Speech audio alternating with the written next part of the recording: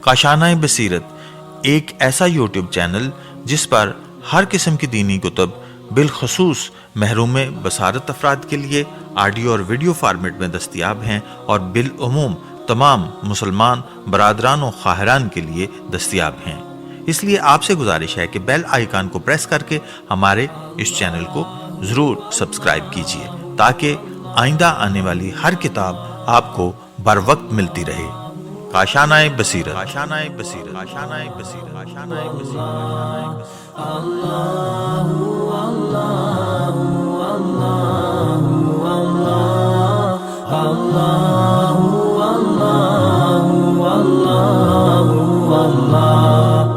اعوذ باللہ من الشیطان الرجیم، بسم اللہ الرحمن الرحیم۔ کاشانۂ بصیرت کے تمام احباب کی خدمت میں سیدہ نصرت عباس کا سلام عقیدت۔ عزیزوں، ہم مطالعہ کر رہے ہیں آپ کی سماعتوں کے ساتھ ساتھ غدیر قرآن، حدیث اور ادب میں، جس کے مؤلف ہیں حضرت علامہ عبدالحسین امینی النجفی۔ سبیل سکینہ کی پبلیکیشن ہے اور ترجمہ اور تلخیص ادیب عصر مولانا سید علی اختر رضوی شعور گوپال پوری کا ہے۔ اب ہم اس کے پیج نمبر 349 پر پہنچ گئے ہیں، جس میں ہیڈنگ ہے 24 نمبر کی، دو بھائیوں کا ماں کے ثلث حصے کے متعلق خلیفہ کی رائے۔ تفسیر طبری حوالہ نمبر 2، تفسیر قرطبی جلد نمبر 5 صفحہ نمبر 117 118 بریکٹ میں ہے جلد نمبر 5 صفحہ نمبر 77 اور 78۔ تفسیر ابن کثیر جلد نمبر 1 صفحہ نمبر 473۔ احکام القرآن جساس جلد نمبر 2 صفحہ نمبر 158 بریکٹ میں ہے جلد نمبر 2 صفحہ نمبر 130۔ المہلی ابن حزم جلد نمبر 9 صفحہ نمبر 522 اور 523۔ تفسیر ابن حیان جلد نمبر 3 صفحہ نمبر 213۔ تفسیر کبیر جلد نمبر 3 صفحہ نمبر 193، جلد نمبر 10 صفحہ نمبر 36 اور در منشور جلد نمبر 2 صفحہ نمبر 137، جلد نمبر 2 صفحہ نمبر 476۔ تفسیر فتح قدیر جلد نمبر 1 صفحہ نمبر 411 اور بریکٹ میں ہے جلد نمبر 1 صفحہ نمبر 447۔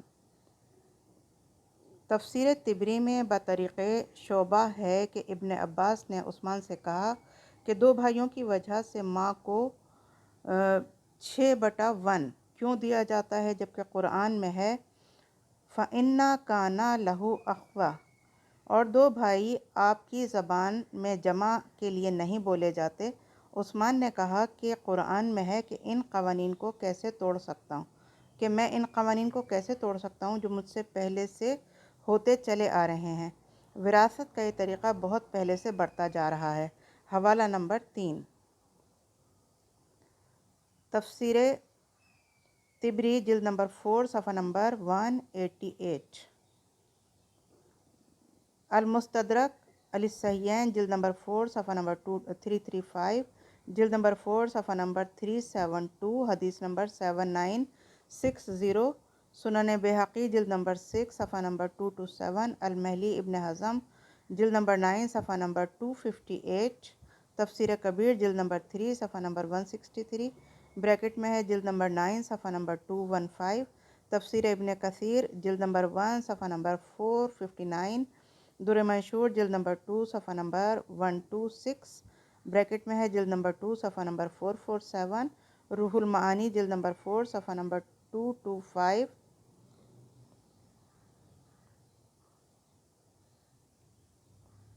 علامہ امینی فرماتے ہیں کہ خلیفہ نے جو ابن عباس کو جواب دیا، اس سے اندازہ ہوتا ہے کہ انہیں عربی زبان کی بھی واقفیت نہیں تھی۔ اگر ذرا واقف کار ہوتے تو کہہ دیتے کہ جمع کا اطلاق دو پر بھی ہوتا ہے۔ کلام عرب میں یہ شائع ہے، ورنہ رسول خدا صلی اللہ علیہ وآلہ وسلم ایسی غلطی نہ کرتے۔ لیکن جو لوگ لفظ اب کا مطلب نہیں سمجھتے، وہ قواعد کی ان باریکیوں کو کیا سمجھیں گے۔ نمبر 25۔ मोतरफ़ ज़िना के मुताल्लिक़ खलीफा का फतवा। याह्या बिन खातिब कहता है कि खातिब मरे तो उनके तमाम ग़ुलामों और कनीज़ों को आज़ाद कर दिया जो पाबंदे सोमो सलात थे। उनकी एक नूबिया कनीज़ थी जिसने नमाज और रोज़ा किया था। अब हम आ गए पेज नंबर 350 पर।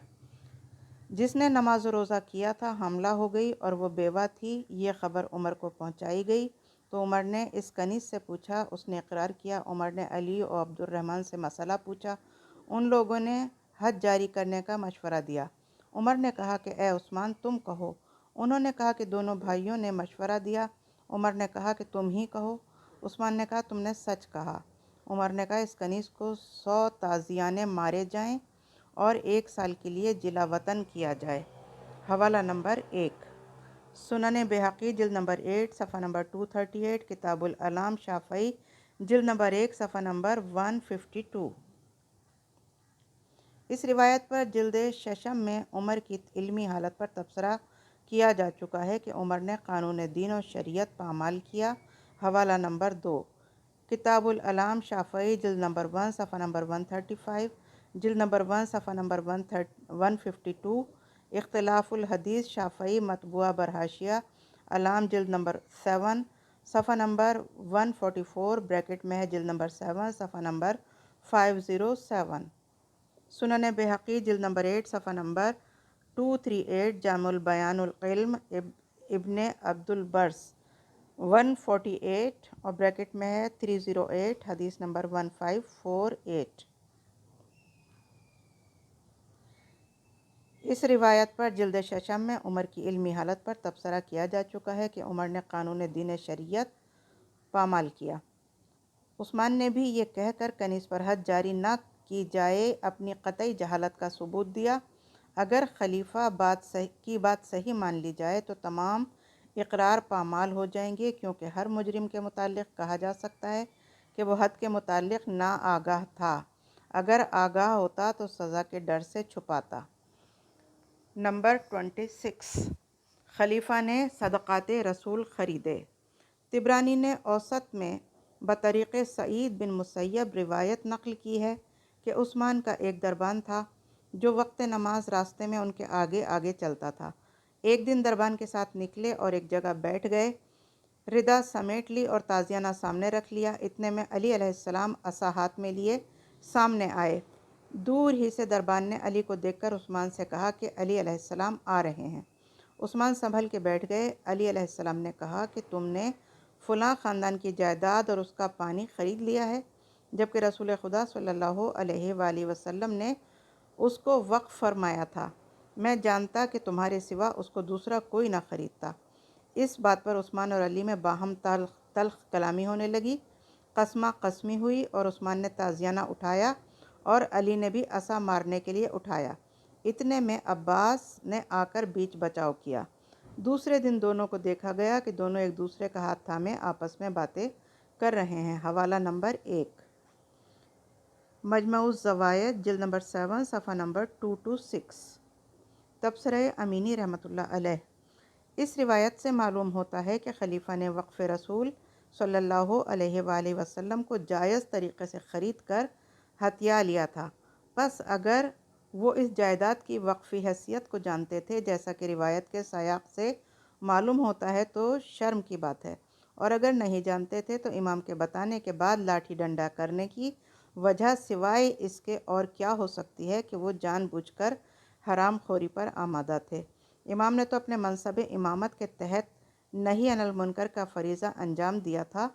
अली अलैहिस्सलाम का गुस्सा सिर्फ़ खुदा की राह में था और बस। 27 नंबर खलीफा शब वफ़ात उम्मे कुलसूम। बुखारी में सनद। हवाला नंबर 2 सही बुखारी जिल्द नंबर 2 सफ़ा नंबर 225, 244 बाब याज़िबुल लीत भी का अहला बाब मिन यदखुलिल क़ब्रुल मराअत ब्रैकेट में है जिल्द नंबर 1 सफ़ा नंबर 432 हदीस नंबर 1225 सफ़ा नंबर 450 हदीस नंबर 1277।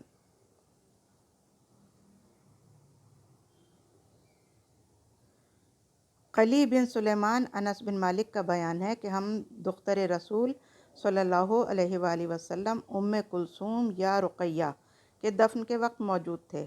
رسول خدا صلی اللہ علیہ وآلہ وسلم قبر کے سرہانے بیٹھ کر گریہ فرما رہے تھے۔ اچانک آپ نے فرمایا، کیا کوئی اس میں ایسا شخص ہے جس نے اپنی عورت سے مقارفہ ہم بستری نہ کی ہو؟ ابو طلحہ نے کہا، میں ہوں۔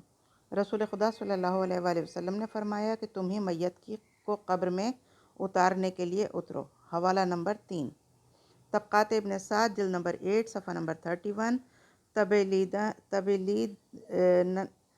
بریکٹ میں ہے جلد نمبر 8 صفحہ نمبر 38، مسند احمد جلد نمبر 3 صفحہ نمبر 126، 228، 229، 270 بریکٹ میں ہے جلد نمبر 3 صفحہ نمبر 579، حدیث نمبر 11866، جلد نمبر 4 صفحہ نمبر 104، حدیث نمبر 12970، صفحہ نمبر 106، حدیث نمبر 12985، صفحہ نمبر 175، حدیث نمبر 13441۔ المستدرک علی الصحیحین جلد نمبر 4 صفحہ نمبر 47 بریکٹ میں ہے جلد نمبر 4 صفحہ نمبر 52، حدیث نمبر 6853۔ الروضۃ الانف جلد نمبر 2 صفحہ نمبر 107 بریکٹ میں ہے جلد نمبر 5 صفحہ نمبر 362۔ سنن بہقی جلد نمبر 4 صفحہ نمبر 53۔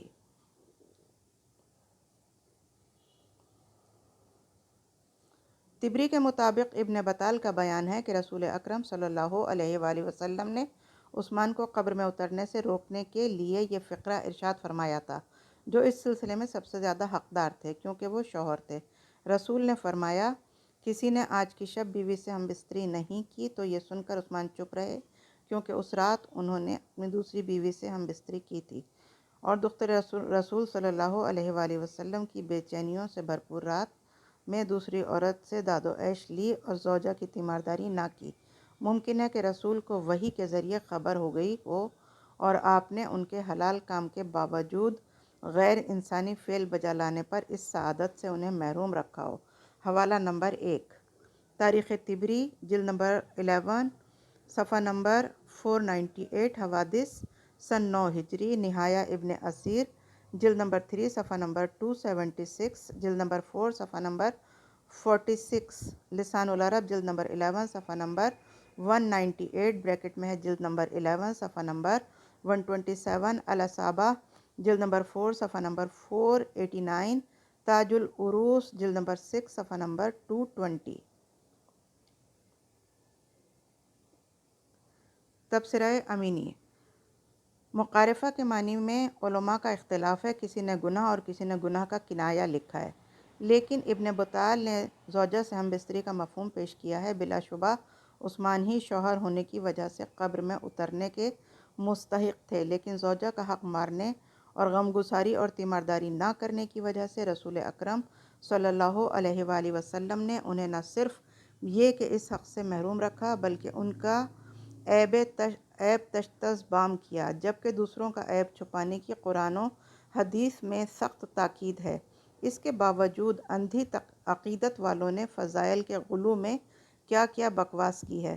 ابن سعد کہتے ہیں کہ رسول اکرم صلی اللہ علیہ وآلہ وسلم نے فرمایا کہ اگر میری تیسری بیٹی بھی ہوتی تو عثمان ہی سے اس کی شادی کرتا۔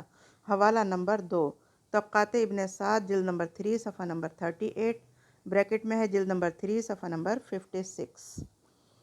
ایک روایت میں 10 بیٹیاں، دوسری میں 40 بیٹیاں مروی ہیں۔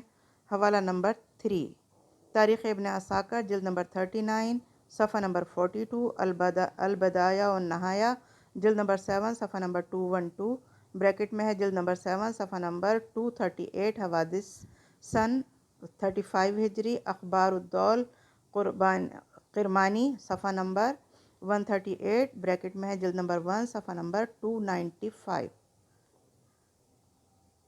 ابن عساکر نے ابو ہریرہ سے روایت لکھی ہے کہ رسول خدا صلی اللہ علیہ وآلہ وسلم نے عثمان سے یہ بات مسجد میں ملاقات کر کے فرمایا کہ جبرائیل نے مجھے خبر دی ہے کہ رقیہ کے مہر پر ام کلثوم سے تمہارا نکاح کر دوں، کیا ایسے ہی شوہر کے لیے؟ حوالہ نمبر 4، تاریخ ابن عساکر جلد نمبر 39 صفحہ نمبر 39 اور 40۔ اب ہم آ گئے پیج نمبر 351 پر۔ نمبر 28، خلیفہ نے قومی چراگاہیں اپنے خاندان کے لیے مخصوص کیں۔ اسلام نے بارش کے پانی سے آباد چراگاہوں کو کسی مخصوص ملکیت کے بجائے تمام مسلمانوں کے استفادے کے لیے عام کیا ہے۔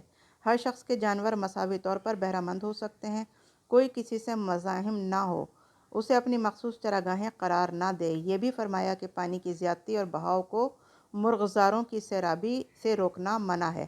حوالہ نمبر 1، صحیح بخاری جلد نمبر 3 صفحہ نمبر 110، بریکٹ میں ہے جلد نمبر 2 صفحہ نمبر 830، حدیث نمبر 2226 اور 2227، الاموال ابی عبید صفحہ نمبر 296، بریکٹ میں ہے صفحہ نمبر 373، حدیث نمبر 731 اور 733، سنن ابن داؤد جلد نمبر 2 صفحہ نمبر 101، بریکٹ میں ہے جلد نمبر 3 صفحہ نمبر 277، 278، حدیث نمبر 2473، 3477، سنن ابن ماجہ جلد نمبر 2 صفحہ نمبر 94، بریکٹ میں ہے جلد نمبر 2 صفحہ نمبر 828، حدیث نمبر 2478۔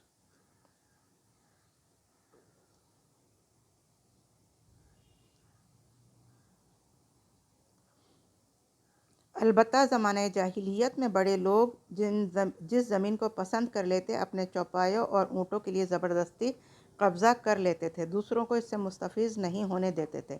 رسول خدا نے اس مذموم حرکت کو بند کیا اور فرمایا کہ تمام چراگاہیں خدا رسول صلی اللہ علیہ وآلہ وسلم کی ملکیت ہیں۔ امام شافعی اس حدیث کی شرح میں لکھتے ہیں کہ زمانہ جاہلیت میں سرکش لوگ جب کبھی شہر میں وارد ہوتے تو جہاں تک کتوں کی آواز پہنچتی اتنی زمین اپنے لیے مخصوص چراگاہ قرار دے لیتے، کسی دوسرے کو اس سے مستفیض نہیں ہونے دیتے تھے۔ رسول خدا صلی اللہ علیہ وآلہ وسلم نے اس سے منع فرمایا اور یہ جاہلی رسم متروک ہوئی، اور یہ فرمایا کہ تمام چراگاہیں خدا اور رسول صلی اللہ علیہ وآلہ وسلم سے مخصوص ہیں۔ اس کا مطلب یہ ہے کہ برائے جہاد جو اونٹ اور گھوڑے استعمال کیے جاتے ہیں یا بیت المال کے اونٹ جو بصورت زکوٰۃ حاصل ہوئے ہیں، وہ ان چراگاہوں سے مستفیض ہو سکتے ہیں۔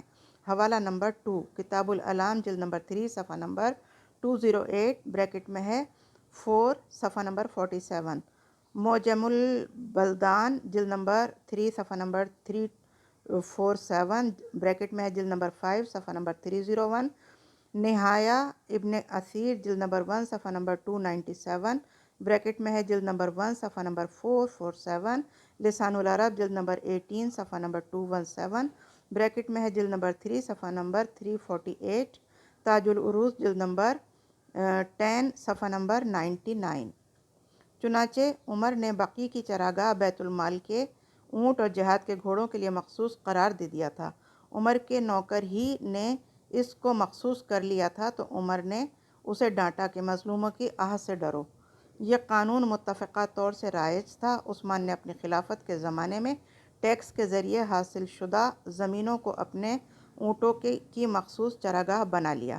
حوالہ نمبر 3، انساب بلازری جلد نمبر 5 صفحہ نمبر 37، سیرہ حلبیہ جلد نمبر 2 صفحہ نمبر 87، جلد نمبر 2 صفحہ نمبر 78۔ اب ہم آ گئے پیج نمبر 354 پر۔ 354، واقعی کے مطابق حکم کے لیے شرح ابن حدید، حوالہ نمبر 1، شرح ابن حدید جلد نمبر 1 صفحہ نمبر 67، بریکٹ میں ہے جلد نمبر 1 صفحہ نمبر 199، خطبہ نمبر 3 کے مطابق اپنے اور تمام امویوں کے لیے مخصوص کر لیا۔ عثمان نے ابدا و بقی کی چراگاہیں اپنے لیے مخصوص کر لیں اور مسلمانوں کے جانوروں کو اس سے روک لیا۔ ظاہر ہے کہ یہ حرکت جاہلیت کو واپس لانے کے سوا اور کچھ نہ تھا۔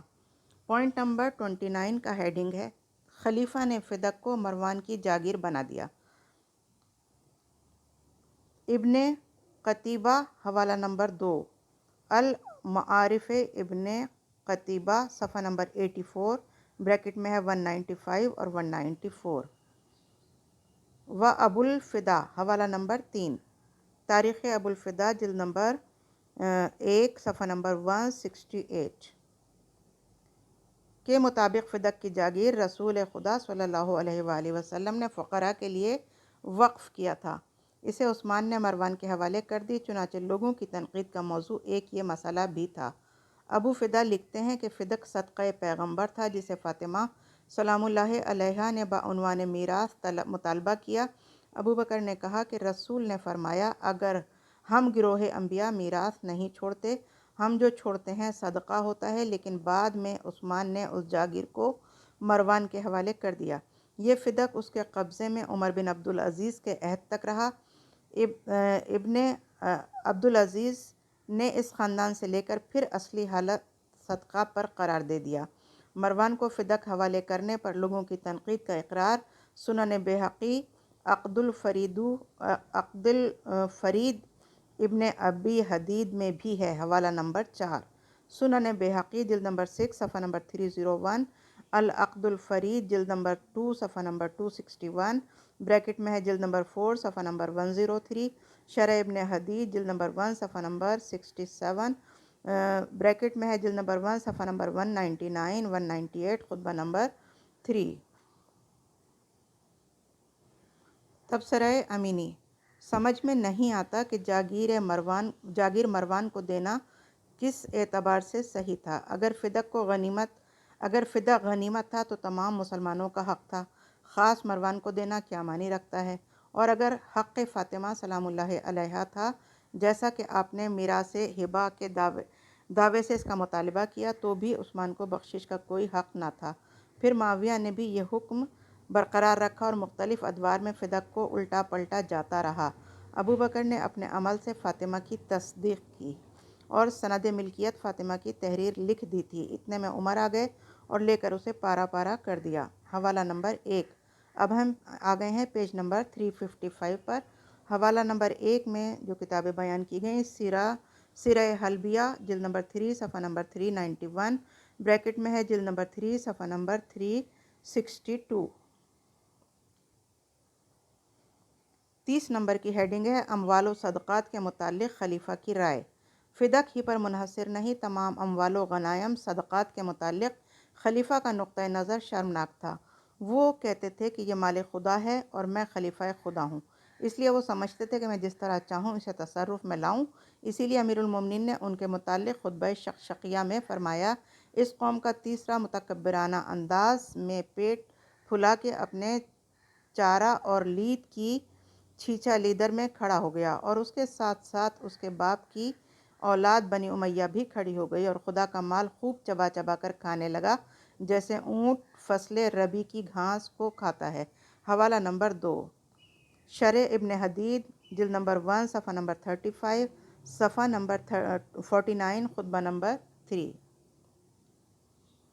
رسول خدا صلی اللہ علیہ وآلہ وسلم کا انداز تو یہ تھا کہ جس دن غنیمت کا مال آتا اسی دن تقسیم کر کے مجرد کو ایک حصہ اور متاہل کو 2 حصے دے دیتے تھے۔ حوالہ نمبر 3، سنن ابن داؤد جلد نمبر 2 صفحہ نمبر 25 بریکٹ میں ہے جلد نمبر 3 صفحہ نمبر 136 حدیث نمبر 2953، مسند احمد جلد نمبر 6 صفحہ نمبر 29 بریکٹ میں ہے جلد نمبر 7 صفحہ نمبر 45 حدیث نمبر 23484، سنن بیہقی جلد نمبر 6 صفحہ نمبر 346۔ 31 نمبر کی ہیڈنگ ہے حکم بن عاص پر عنایات خلیفہ۔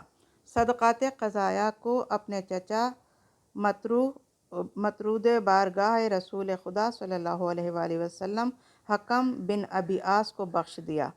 اس سے پہلے اس کو اپنے سے قریب کیا، اسے اپنا داماد بنایا۔ جس وقت مدینہ آیا تھا تو اس کے بدن پر چیتھڑے تھے، وہ بکریاں چرایا کرتا تھا۔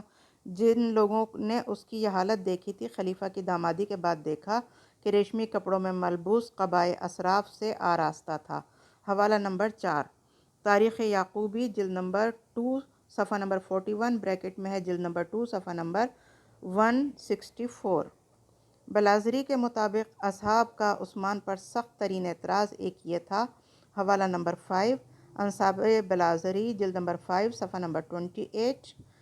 ابن عبدریہ، ابن قتیبہ اور ذہبی بھی لکھتے ہیں کہ عثمان نے حکم کو جس سے رسول خدا صلی اللہ علیہ وآلہ وسلم نے نکال دیا تھا اس کو پناہ دی اور 1,00,000 درہم اور دینار بھی عطا کیا، جبکہ ابو بکر و عمر نے بھی اسے پناہ دینے سے انکار کر دیا تھا۔ ہمیں پیج نمبر 356 پر اور یہ حوالہ نمبر 1 پڑھا ہے ہم نے۔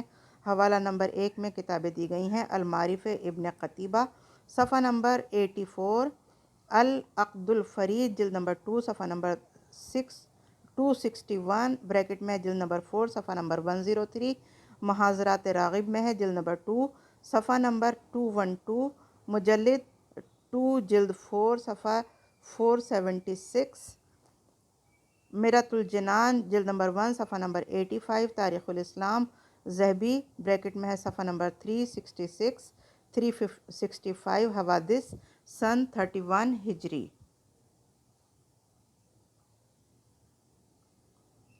عبد الرحمن بن بسیار کا بیان ہے کہ رات میں عثمان عامل صدقات کے پاس آئے اور حکم کو عطا کرنے کا حکم دیا۔ اس نے اس سے باز رکھنے کی کوشش کی تو عثمان اصرار کرنے لگے کہ تم میرے خزانچی ہو، جو حکم دیا جائے اس پر عمل کرو۔ اس نے کہا بخدا میں آپ کا خزانچی نہیں، مسلمانوں کا خزانچی ہوں۔ چنانچہ جمعے کے دن جب عثمان خطبہ پڑھ رہے تھے، وہ آ کر مسلمانوں سے بولا کہ لوگوں، عثمان سمجھتے ہیں کہ میں ان کا خزانچی ہوں، جبکہ میں مسلمانوں کا خزانچی ہوں۔ یہ کہہ کر بیت المال کی کنجی پھینک دی اور عثمان نے اسے زید بن ثابت کے سپرد کر دیا۔ حوالہ نمبر 2، تاریخ یعقوبی جلد نمبر 2 صفحہ نمبر 145 بریکٹ میں ہے جلد نمبر 2 صفحہ نمبر 168، تبصرہ امینی۔ اس قسم کا واقعہ زید بن ارقم اور عبداللہ بن مسعود کے متعلق بھی نقل کیا جاتا ہے۔ شاید اس قسم کے واقعات دوسرے عامل صدقات کے ساتھ بھی پیش آئے ہوں۔ یہ حکم بکروں کے خصی کرنے کا ذلیل پیشہ کرتا تھا۔ حوالہ نمبر 3، حیات الحیوان دمیری جلد نمبر 1 صفحہ نمبر 194 بریکٹ میں ہے جلد نمبر 1 صفحہ نمبر 276۔ مکہ میں رسول خدا صلی اللہ علیہ وآلہ وسلم کا پڑوسی تھا۔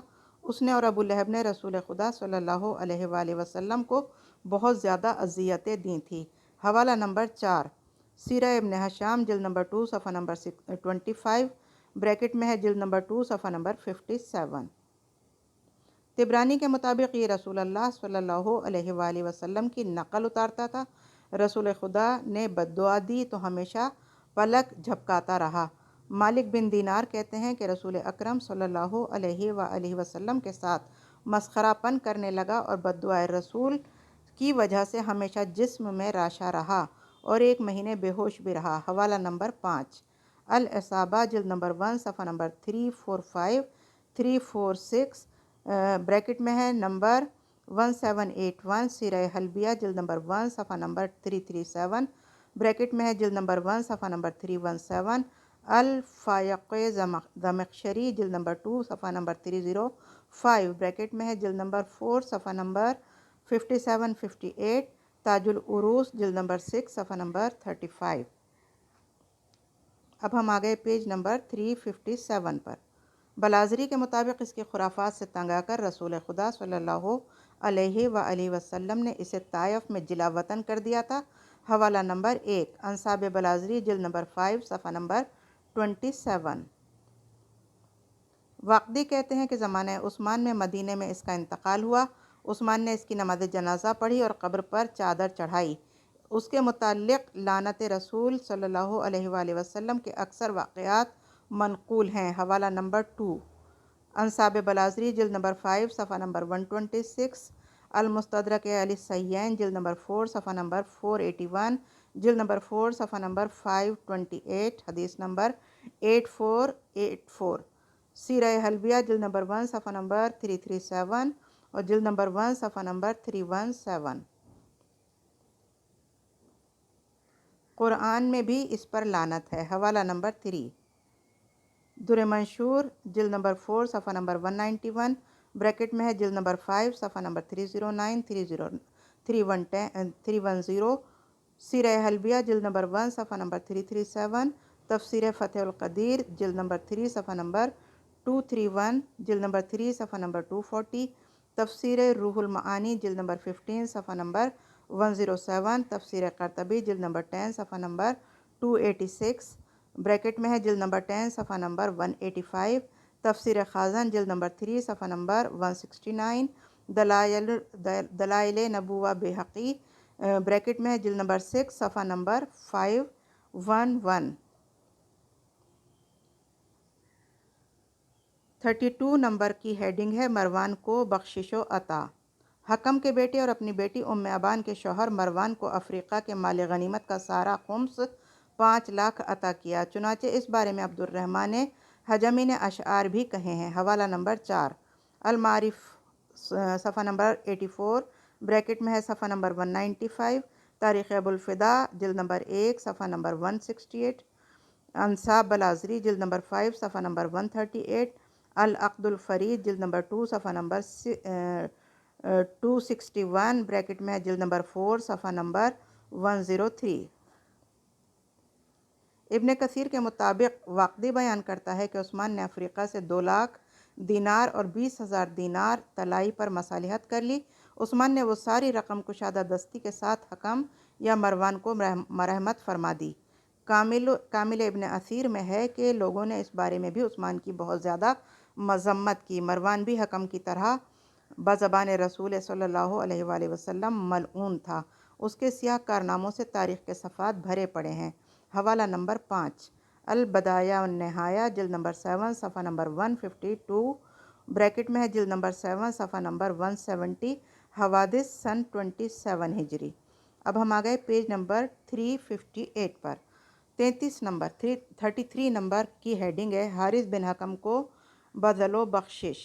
اپنی دوسری بیٹی عائشہ کے شوہر اور حکم کے بیٹے حارث کو 3 لاکھ درہم عطا کر دیے. پھر صدقات کے تمام اونٹ بھی بخش دیے. رسول خدا صلی اللہ علیہ وآلہ وسلم نے مدینہ کے علاقے میں محزون کا بازار صدقہ جاریہ قرار دیا تھا.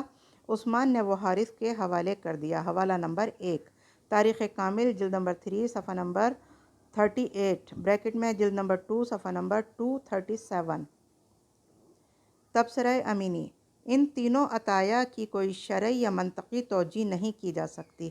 آخر کیا جواز تھا کہ جسے رسول نے تمام مسلمانوں کی ملکیت قرار دیا ہو اسے ایک بدکار کے حوالے صرف اس لیے کر دیا جائے کہ وہ داماد ہے. حضرت علی علیہ السلام نے تو اپنے بھائی عقیل کے اصرار پر ایک پھوٹی کوڑی بھی نہ دی اور وہ معاویہ کے پاس شام چلے گئے. حوالہ نمبر 2 المعارف صفحہ نمبر 84 صفحہ نمبر 195. انصاب بلازری جلد نمبر 5 صفحہ نمبر 52.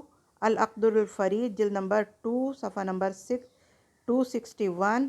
شرح ابن حدید جلد نمبر 1 صفحہ نمبر 67 بریکٹ میں جلد نمبر 1 صفحہ نمبر 198. خطبہ نمبر 3 محاضرات راغب جلد نمبر 2 صفحہ نمبر 212 بریکٹ میں ہے مجلد 2 جلد 4 صفحہ نمبر 476. سیرہ حلبیہ جلد نمبر 2 صفحہ نمبر 87 بریکٹ میں ہے جلد نمبر 2 صفحہ نمبر 78.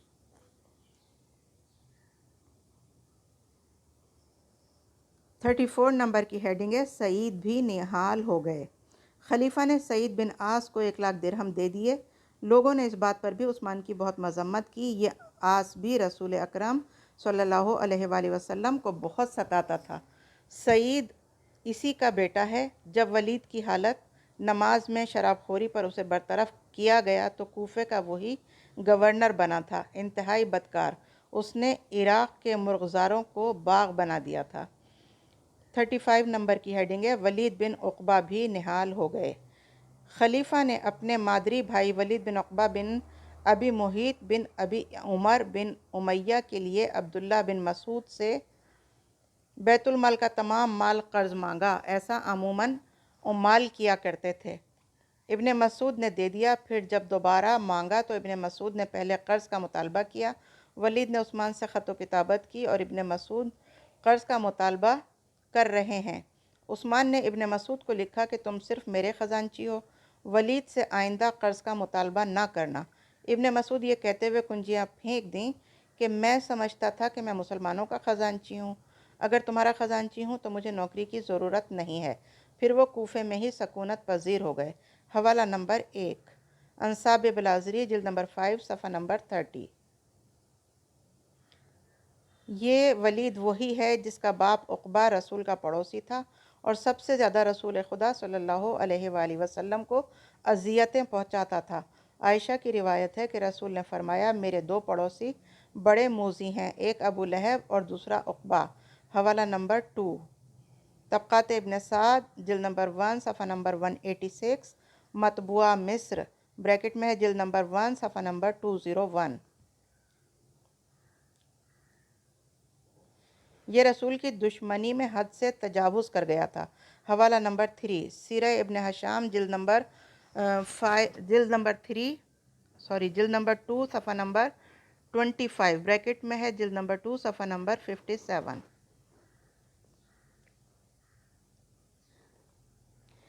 یہ تو باپ تھا، بیٹے کی سنیے۔ ولید بزبانِ قرآن فاسق اور زناکار تھا، ہمیشہ نشے میں دھت رہتا تھا۔ اس کی شان میں آیات مندرجہ ذیل ہیں۔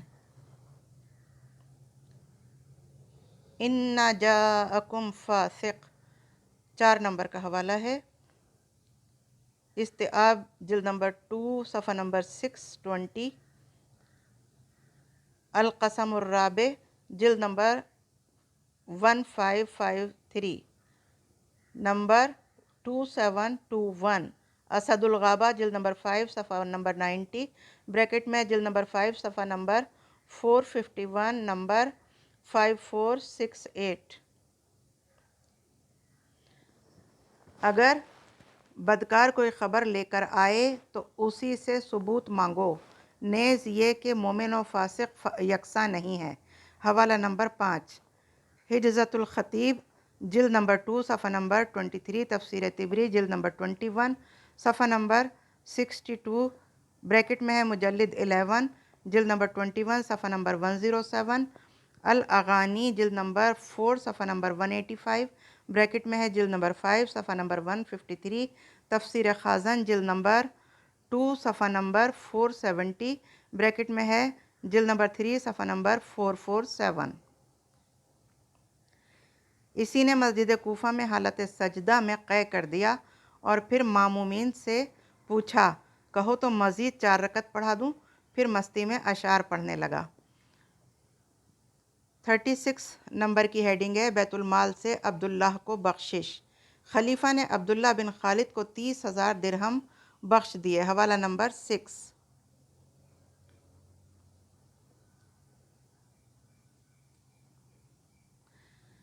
العقد الفرید، جلد نمبر 2 صفحہ نمبر 261، بریکٹ میں جلد نمبر 4 صفحہ نمبر 103۔ المعارف ابن قتیبہ، جلد نمبر 2 صفحہ نمبر 84، بریکٹ میں ہے صفحہ نمبر 195۔ شرح نہج البلاغہ، جلد نمبر 1 صفحہ نمبر 66، بریکٹ میں ہے جلد نمبر 1 صفحہ نمبر 198، خطبہ نمبر 3۔ تاریخ یعقوبی، جلد نمبر 2 صفحہ نمبر 145، بریکٹ میں ہے جلد نمبر 2 صفحہ نمبر 168۔ الاستیعاب، بریکٹ میں ہے القسم الثالث، صفحہ نمبر 866، نمبر 1469۔ الاصابہ، جلد نمبر 2 صفحہ نمبر 274، نمبر 4525۔ اب ہم آگئے پیج نمبر 360 پر، تبصرہ امینی۔ آخر شریعت نے بیت المال کی دولت کے حساب و کتاب کا حکم دیا ہے یا نہیں؟ تو پھر لوگوں میں برابر تقسیم کرنے اور عدل کرنے کے حکم کا کیا معنی ہے؟ بیت المال کی دولت بھائی بھتیجوں اور دامادوں کے لیے تو نہیں ہونی چاہیے۔ 37 نمبر کی ہیڈنگ ہے، ابو سفیان کو عطیہ۔ ابن ابی الحدید کے مطابق جس دن خلیفہ نے ابو سفیان کو 1000 درہم دینے کا حکم دیا، اسی دن پھر 2000 مزید دینے کا حکم صادر کیا۔ حوالہ نمبر 1، شرح ابن ابی حدید، جلد نمبر 1 صفحہ نمبر 67، بریکٹ میں ہے جلد نمبر 1 صفحہ نمبر 199، خطبہ نمبر 3۔ استیعاب، جلد نمبر 2 صفحہ نمبر 690، بریکٹ میں ہے القسم الرابع، صفحہ نمبر 1679 1678، نمبر 3005 تا۔ ریخ طبری، جلد نمبر 11 صفحہ نمبر 357، بریکٹ میں جلد نمبر 10 صفحہ نمبر 58، حوادث سن 284 ہجری۔ تبصرہ امینی۔ ابو سفیان کسی قسم کی بخشش کا مستحق نہ تھا، اسے بخشش سے سرفراز کرنا اسلام کی کھلی خلاف ورزی تھی۔ استیعاب کے مطابق وہ شروع ہی سے منافقوں کا سرغنہ تھا، زمانہ جاہلیت میں زندیق تھا۔ بزور یرموک رومیوں کی شکست پر ہاتھ ملتے دیکھ کر زبیر نے کہا تھا، اس کا ناس ہو جائے، کیا ہم رومیوں سے افضل نہیں؟ حضرت علی علیہ السلام نے فرمایا تھا کہ تو ہمیشہ اسلام کا دشمن رہا۔ عثمان کو خلافت ملی تو آ کر کہا کہ خاندان عدی و تمیم کے بعد حکومت تمہیں ملی ہے، اسے گیند کی طرح اپنے دائرے میں نچاؤ، بنی امیہ کے افراد سے اس کی بنیادوں کو مضبوط کر دو، کیونکہ یہ حکومت ہے، ہم نہیں سمجھتے کہ جنت و جہنم بھی کوئی چیز ہے۔ حوالہ نمبر 2، تاریخ ابن عساکر جلد نمبر 6 صفحہ نمبر 407 بریکٹ میں ہے جلد نمبر 23 صفحہ نمبر 741 نمبر 38 39، مختصر تاریخ ابن عساکر جلد نمبر 11 صفحہ نمبر 67۔ تاریخ ابن عساکر میں ہے کہ ابو سفیان عثمان کے پاس آیا۔ یہ اس وقت کی بات ہے جب ابو سفیان اندھا ہو گیا تھا۔ پوچھا، یہاں کوئی ہے تو نہیں؟ کہا گیا نہیں۔ تو دعا مانگی، خدایا اس حکومت کو جاہلیت کی طرف لوٹا دے اور غاصبانہ طرز حکومت اور امویوں کے افراد سے اس کی بنیادوں کو استوار کر دے۔ یہ اس شخص کا حال ہے، نہ کبھی اس کو اسلام سے واسطہ رہا، نہ کفر سے بے تعلقی۔ کیا ایسا شخص مسلمانوں کے مال سے کچھ پانے کا مستحق ہو سکتا ہے؟ ہم پیج نمبر 361 پر آ گئے ہیں۔ اب حوالہ نمبر 38 ہے، اس کی ہیڈنگ ہے غنائم افریقہ کی بخشش۔ غنائم افریقہ کی بخشش۔ اپنے رضائی بھائی عبداللہ بن سعد بن ابی سرح کو غنائم افریقہ کا 5واں حصہ عطا کر دیا، جو ابو الفدا کے مطابق 5 لاکھ دینار تھا۔ پھر ایران کی غنیمت سے 3 لاکھ عطا کیا۔ حوالہ نمبر 1، اسد الغابہ جلد نمبر 3 صفحہ نمبر 173 بریکٹ میں ہے جلد نمبر 3 صفحہ نمبر 260 نمبر 2974، البدایہ والنہایہ جلد نمبر 7 صفحہ نمبر 152 بریکٹ میں ہے جلد نمبر 7 صفحہ نمبر 170، حوادث سن 27 ہجری، شرح نہج البلاغہ ابن ابی حدیث جلد نمبر 1 صفحہ نمبر 67 بریکٹ میں ہے جلد نمبر 1 صفحہ نمبر 199، خطبہ نمبر 3۔ بلازری کہتے ہیں کہ عثمان نے اکثر علاقوں پر بنی امیہ کو حکمران بنا دیا تھا۔ اصحاب رسول صلی اللہ علیہ وآلہ وسلم اکثر اسی لیے ان سے خفا تھے۔ انہوں نے عبداللہ بن سرح کو حکومت مصر کا والی بنا دیا تھا۔ وہاں کے لوگ اس کے مظالم کی شکایت لے کر آئے تو شکایت کرنے والوں کو عثمان نے مارا پیٹا، کچھ لوگوں کو قتل کرا دیا۔ وہ لوگ مسجد میں جا کر جم گئے اور نماز کے بعد یہ معاملہ اٹھایا، چنانچہ طلحہ اور عائشہ نے عثمان کو بڑی سرزنش کی۔ حضرت علی علیہ السلام نے بھی فرمایا کہ ان لوگوں کے کہنے کے مطابق ابن ابی سرح کو معزول کر دو۔ یہ آمادہ ہو گئے اور محمد بن ابی بکر کو حکمران بنا دیا، اور اس کا شرمناک واقعہ تاریخوں میں موجود ہے کہ کس طرح عثمان نے ابن ابی سرح کو لکھا کہ محمد کے ساتھ جو لوگ جائیں انہیں دردناک موت سے دوچار کروا دو اور خود جمے رہو۔ وہ قاصد پکڑا گیا اور لوگ پھر واپس آئے تو عثمان نے خط اور مہر سے انکار کیا۔ معلوم ہوا کہ مروان نے یہ حرکت کی تھی۔ حوالہ نمبر 2، انساب بلازری جلد نمبر 5 صفحہ نمبر 26، تبصرہ امینی۔ یہ ابن ابی سرح وہی ہے جو فتح مکہ سے پہلے اسلام لایا تھا، پھر مرتد اور مشرک ہو گیا تھا۔ جب فتح مکہ کے بعد رسول صلی اللہ علیہ وآلہ وسلم داخل مکہ ہوئے تو اسے قتل کرنے کا حکم دیا تھا۔ اس نے عثمان کی پناہ لی۔ عثمان لے کر آئے تو رسول خدا دیر تک خاموش رہے۔ صفحہ نمبر 362 کہ کوئی اسے قتل کر دے۔ بعد میں جب وہ چلا گیا تو ایک انصاری سے آپ نے خاموشی کی وجہ بیان کی۔ اس نے کہا، پھر آپ نے اشارہ کیوں نہ فرمایا، ہم اسے قتل کر دیتے۔ فرمایا، رسول صلی اللہ علیہ وآلہ وسلم کے لیے نظر کی خیانت جائز نہیں۔ حوالہ نمبر 1، سنن ابن داؤد جلد نمبر 2 صفحہ نمبر 220 بریکٹ میں ہے جلد نمبر 4 صفحہ نمبر 128، حدیث نمبر 4359، انساب بلازری جلد نمبر 5 صفحہ نمبر 49، المستدرک علی صحیحین جلد نمبر 3 صفحہ نمبر 100، جلد نمبر 3 صفحہ نمبر 107، الاستیعاب جلد نمبر 1 صفحہ نمبر 381، بریکٹ میں ہے القسم الثالث جلد نمبر 918 نمبر 1553 تفسیر قرطبی جلد نمبر 7 صفحہ نمبر 40 جلد نمبر 7 صفحہ نمبر 28 اسد الغابہ جلد نمبر 3 صفحہ نمبر 173 بریکٹ میں ہے جلد نمبر 3 صفحہ نمبر 259 نمبر 2974 الاصابہ جلد نمبر 2 صفحہ نمبر 317 بریکٹ میں ہے نمبر 4711 تفسیر فتح القدیر شوکانی جلد نمبر 2 صفحہ نمبر 134 بریکٹ میں ہے جلد نمبر 2 صفحہ نمبر 141۔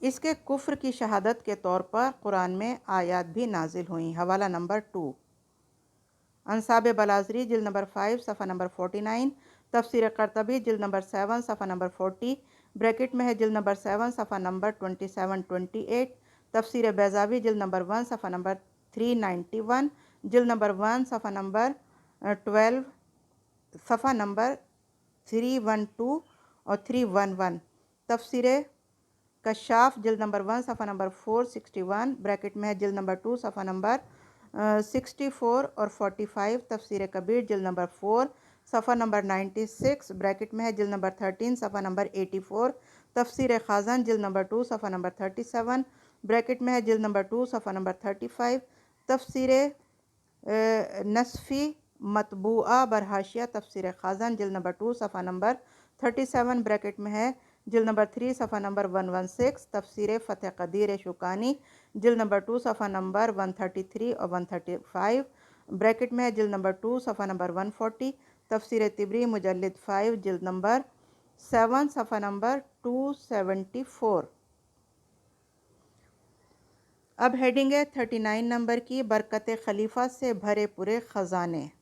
اکثر ارباب سیاست اور بڑے لوگوں نے دولت جمع کر رکھی تھی، اونچے اونچے محل بنوا رکھے تھے۔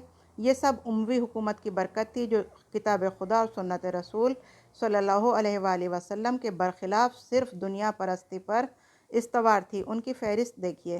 زبیر بن عوام، ایک گھر کوفہ و مصر میں، ایک مدینہ میں اور بصرہ میں، 2 گھر تھے، 4 بیویاں تھیں جنہیں ترکے میں 1,20,000 ایک کو ملا۔ تمام دولت 598,000,000 تھی۔ حوالہ نمبر 3 صحیح بخاری کتاب الجہاد باب برکت الغازی فی مالا جلد نمبر 5 صفحہ نمبر 21 بریکٹ میں ہے جلد نمبر 3 صفحہ نمبر 1138 1139 حدیث نمبر 2961 فتح الباری جلد نمبر 6 صفحہ نمبر 233 ارشاد الساری بریکٹ میں ہے جلد نمبر 7 صفحہ نمبر 50 عمدۃ القاری جلد نمبر 15 صفحہ نمبر 53 حدیث نمبر 73 شذرات الذہب جلد نمبر 1 صفحہ نمبر 43 بریکٹ میں ہے جلد نمبر 1 صفحہ نمبر 208 حوادث سن 36 ہجری البدایہ والنہایہ جلد نمبر 7 صفحہ نمبر 249 بریکٹ میں ہے جلد نمبر 2 صفحہ نمبر 278 حوادث سن 35 ہجری۔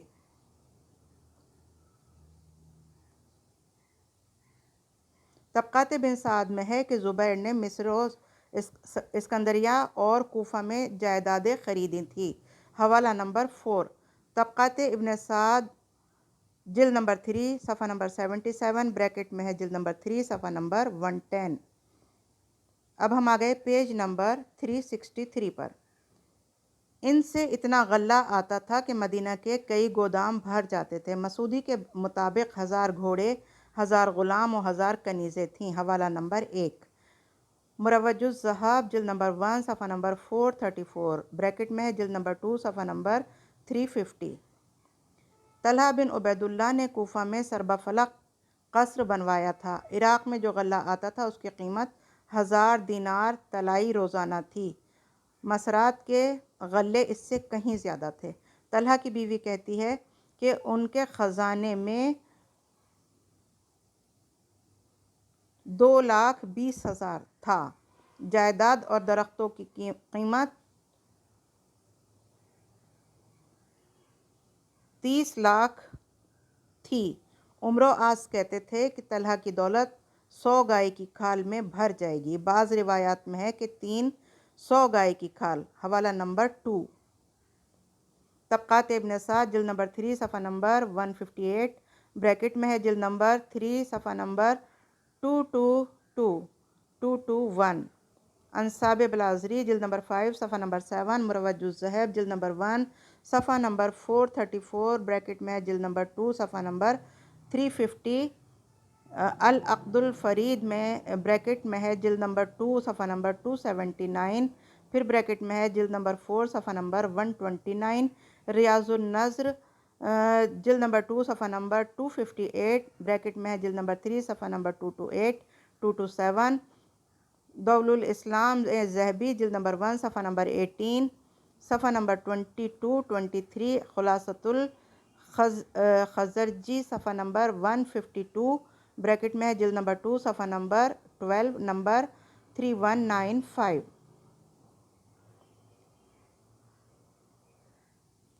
عثمان نے ترکے کا ہمالیاتی ڈھیر دیکھ کر کہا تھا کہ ناس ہو جائے اس کا، میں نے اس قدر اسے دولت بخشی پھر بھی وہ میرے خون کا پیاسا تھا۔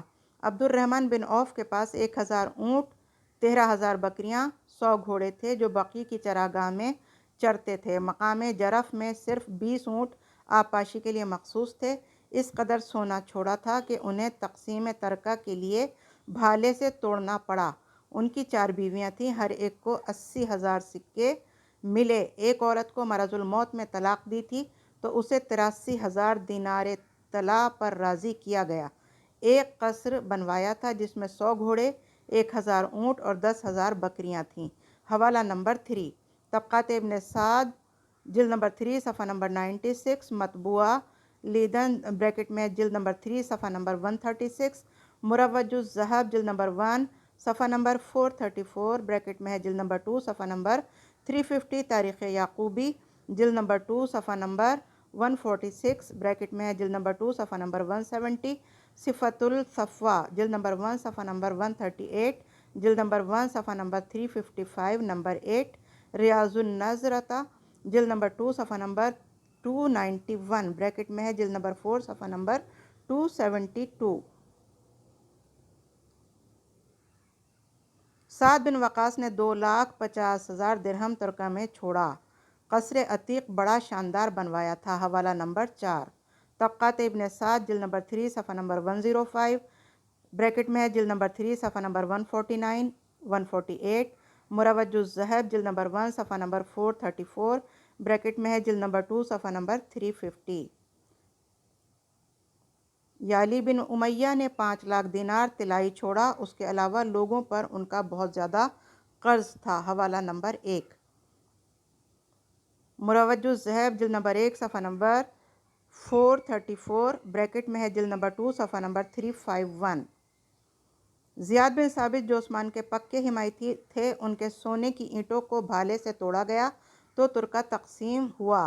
حوالہ نمبر 2 مروج الذہب جلد نمبر 1 صفحہ نمبر 434 بریکٹ میں ہے جلد نمبر 2 صفحہ نمبر 351 یہ تو تاریخ میں آ گیا۔ اس کے علاوہ نہ جانے کتنے سرمایہ دار تھے جنہیں تاریخ نے تفصیل سے بیان نہ کیا۔ خود عثمان کے پاس جو دولت تھی اس کا اندازہ مشکل ہے۔ سونے چاندی کے آراستہ شاہانہ لباس پہنتے تھے اور اس میں کوئی حرج نہیں سمجھتے تھے۔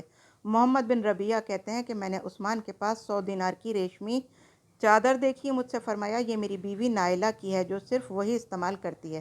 ابو عامر بھی کہتے ہیں کہ میں نے عثمان کے پاس 100 دینار کی قیمتی چادر دیکھی تھی۔ حوالہ نمبر 3 طبقات ابن سعد جلد نمبر 3 صفحہ نمبر 40 مطبوعہ لیدن بریکٹ میں جلد نمبر 3 صفحہ نمبر 58 انصاب بلازری صفحہ نمبر 3 اور 4 بریکٹ میں ہے جلد نمبر 5 صفحہ نمبر 48 الاستیعاب جلد نمبر 2 صفحہ نمبر 476 بریکٹ میں ہے القسم الثالث صفحہ نمبر 1042 اور نمبر 1778 بلازری کہتے ہیں کہ عثمان نے بیت المال کے جواہرات لے لیے تو لوگوں نے بڑی لے دے مچائی۔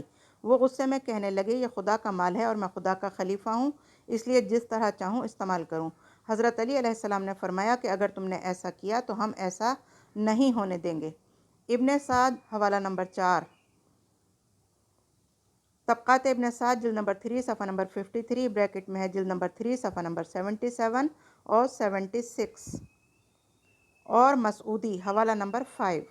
مروج الذہب جلد نمبر 1 صفحہ نمبر 433 بریکٹ میں ہے، جلد نمبر 2 صفحہ نمبر 349 اور 350 کے مطابق عثمان جس دن قتل کیے گئے ان کے خزانے میں کروڑوں تھے، ربضہ میں 100 اونٹ تھے، خیبر اور برادلس میں جو صدقات تھے ان کی قیمت 2 لاکھ دینار تھی۔ ذہبی حوالہ نمبر 6 دول الاسلام جلد نمبر 1 صفحہ نمبر 12 بریکٹ میں ہے، صفحہ نمبر 16۔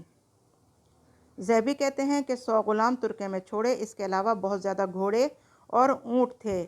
جن افراد پر دل کھول کر فیاضی کی وہ مندرجہ ذیل ہیں: مروان 5,0,0,0,0 5 لاکھ 50 لاکھ، حکم 20 لاکھ، ابو سفیان 20 لاکھ، ابن ابی سرح 10 لاکھ، حکم کی اولاد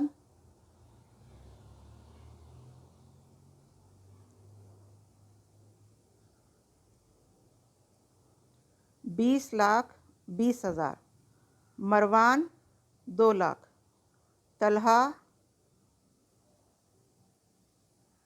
2 لاکھ، حارث 30 لاکھ، طلحہ 22 لاکھ، عبد الرحمن 25,60,000، ولید 10 لاکھ، زبیر 59,80,000، زید بن ثابت 10 لاکھ، عبداللہ 30 لاکھ، ابن ابی وقاص 35 لاکھ۔ خود حضرت عثمان کی دولت کا تخمینہ 308,50,000 ہوتا ہے۔ ایک طرف تو عثمان اور ان کے قبیلے کے لوگ نیز ان کی حمایتی دولت میں ڈوبے ہوئے تھے، اور دوسری طرف تمام اہل اسلام کی غربت اس حد کو پہنچی ہوئی تھی کہ زندگی کی بنیادی ضرورتیں بھی میسر نہ تھیں۔ کیا ان عطایا کی کوئی توجیہ کی جا سکتی ہے؟ ہیڈنگ نمبر 40 خلیفہ اور شجر ملعونہ۔ بنی امیہ کی فرد خلیفہ اپنے خاندان کی محبت میں بری طرح گرفتار تھے، جبکہ قرآن میں اسے شجر ملعونہ کہا گیا ہے۔ وہ بنی امیہ کے افراد کو دوسروں پر فضیلت دیتے اور ان کے مفادات کی فکر میں ابتدائی خلافت ہی سے مبتلا تھے۔ یہ بات اس قدر معروف تھی کہ خود عمر نے ابن عباس سے کہا تھا کہ اگر میں عثمان کو خلیفہ بنا دوں تو وہ بنی امیہ کو لوگوں کی گردن پر مسلط کر دے گا، اور اگر اس نے ایسا کیا تو لوگ اسے قتل کر دیں گے۔ حوالہ نمبر 1 انصاب بلازری جلد نمبر 5 صفحہ نمبر 16۔ آثار ابو یوسف میں حوالہ نمبر 2 آثار ابو یوسف صفحہ نمبر 217 بریکٹ میں ہے، صفحہ نمبر 217 باب 34 حدیث نمبر 960۔ آثار ابو یوسف ابو حنیفہ کی اس مفہوم پر مشتمل روایت ہے کہ انہوں نے عثمان سے وصیت کی تھی کہ اگر خلیفہ ہو جاؤ تو خدا سے ڈرنا اور لوگوں کی گردن پر بنی امیہ کو مسلط نہ کر دینا۔ اسی وصیت کی بنیاد پر طلحہ اور زبیر نے احتجاج کیا تھا کہ عمر نے آپ سے نہیں کہا تھا کہ بنی امیہ کو مسلط نہ کرنا؟ یہ سن کر ان کی بولتی بند ہو گئی تھی۔ وآخر دعوانا ان الحمد للہ رب العالمین۔